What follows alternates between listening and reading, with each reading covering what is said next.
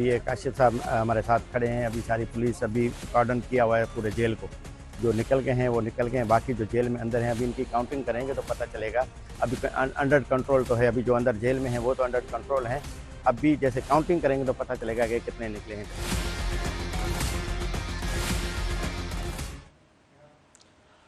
मरी district jail में 200 का वधिक कैदी फरार, 80 एक दफ़ो ॿीहर गिरफ़्तार, चकरियूं ऐं फायरिंग हिकु कैदी मारिजी वियो, 5 बांदी 3 FC ऐं 2 पुलिस एहलकार ज़ख़्मी। ज़िले जे लोडनि सबबि बैरकनि खां ॿाहिरि वेठल कैदियुनि जी बग़ावत, भॼ ड्राह, पुलिस एहलकारनि खां हथियार फुर। पुलिस रेंजर्स ऐं FC जे जेल जो कंट्रोल संभाले वरितो। जेल खाते जे सूबाई वज़ीर अली हसन ज़रदारी वाक़े जो नोटिस वरितो।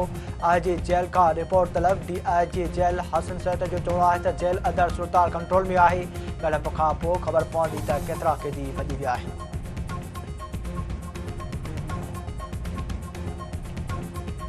सिंध जे वॾे वज़ीर सैयद मुराद अली शाह चयो आहे त कैदियुनि खे बैरकनि खां ॿाहिरि बीहारणु ख़िलाफ़ कार्रवाई करण जो ऐलान। संदो चवणु आहे त ज़िले जे झटकानि सबबि कैदियुनि खे बैरकनि खां ॿाहिरि बीहारणु सिक्योरिटी कोताही आहे। गफ़लत कंदड़नि ख़िलाफ़ कार्रवाई कई वेंदी। जेल मां भॼी वियल कैदियुनि में को बि ख़तरनाक ॾोहारी नाहे। जांच थींदी, सज़ा बि मिलंदी। भॼी वियल कैदियुनि खे सरेंडर करणो पवंदो। जेल फजल में मुलसिब बांदनि ख़िलाफ़ दहशतगर्दी एक्ट तहत कार्रवाई कई वेंदी। सिंध जे नए माली साल जी बजट 13 जून ते पेश कई वेंदी।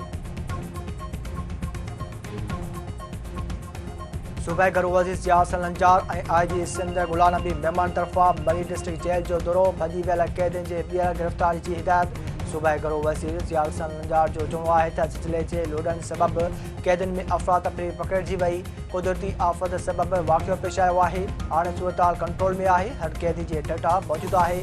फरार थियलनि खे गिरफ़्तार कयो वेंदो। मली जेल जी भित नाहे टुटी, कैदी गेट मां पार फरार थिया आहिनि।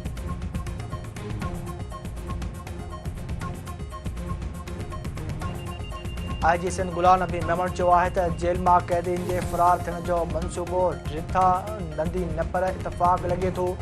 आला सतह ते मामले जी जांच कई वेंदी। मुख्य दरवाज़े अंदरि जेल पुलिस ऐं ॿाहिरि FC एहलकार मुक़ररु आहिनि।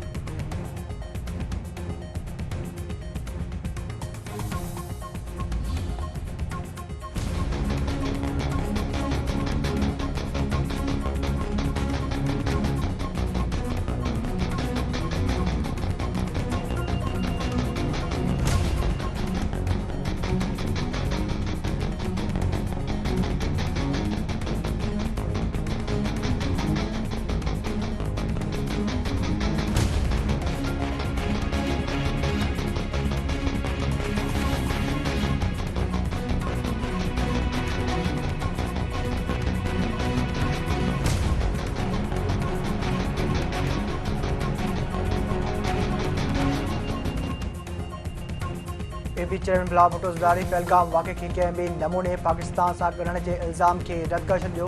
संदो चवणु आहे त भारत पाकिस्तान ते हमलनि लाइ कूड़नि इल्ज़ामनि जो सहारो वरितो आहे। भारतीय अगराई खिते खे गैर महफ़ूज़ बणाए छॾियो आहे।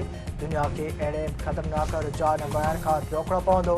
पाकिस्तान चिकदार जे ख़ामोशी ऐं टियाकड़े जे किरदार ते OIC जो थोराइतो आहे। अमन जो रस्तो रुगो ॻाल्हियुनि ऐं सिफ़ारती ज़रिए ई मुमकिन आहे। PB चेयरमैन बिलावल भुट्टो ज़रदारी जी गॾियल क़ौमुनि ने OIC जे मेंबरनि खे भारतीय अगराई बाबति ब्रीफिंग सलामती काउंसिल जे सदर कैरोलिन बर्केट खे बि आगाह करे छॾियो।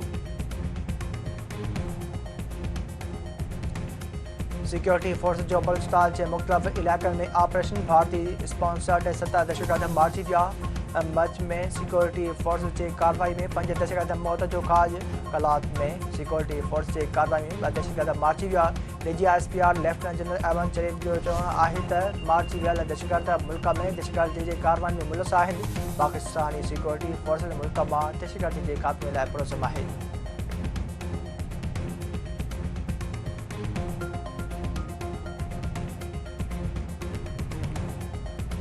वज़ीर आज़म शहबाज शरीफ पारां न्यामर बादशाह डैम जहिड़नि मंसूबनि खे अवलियती बुनियाद ते मुकमल करण जी हिदायत। संदो चवणु आहे त तमन्नाई जे पैदावार ऐं पाणी ज़ख़ीरे जो आकारी निज़ाम ठाहिण लाइ अहिड़नि मंसूबनि खे तरजीह ॾिनी वञे। न्यामर बादशाह डैम जे अॾावत में नंढकनि खे जल्द खां जल्द ख़तमु कयो वञे। बोर्ड खे रोकण लाइ नवनि डैमनि जे अॾावत अणटर आहे। मुआशी तौरु पंहिंजे पेरनि ते बीहण जो दारो मदार सस्ती बिजली ऐं ज़राअत ते आहे। पाणी जी स्टोरेज वधाइण ऐं आकारी इस्तेमाल जी ज़रूरत आहे।